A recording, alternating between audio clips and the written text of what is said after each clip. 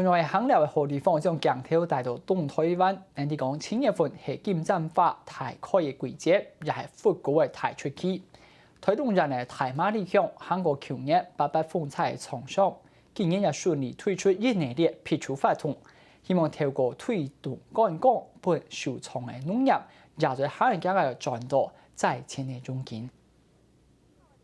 每年7月15開始為期4週嘅金針花季，將會寫一道利州經營潮來到金針山，亦就係推動人大馬力向熱天一系列發通嘅開創期。因為我們每年都有辦音樂會，所以我們金針山的金針花是聽着交響樂長大的，特別芬芳，特別美麗，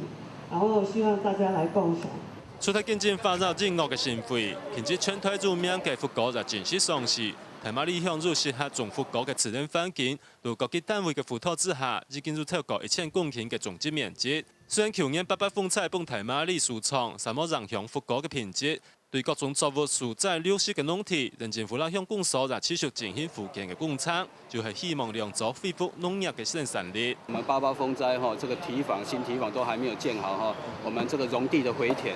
也就是說希望靠着這個疏浚的時候，同時來做回填。那如果回填好了，我想我們農民就比較容易來復建然後早日讓他們有收入這樣。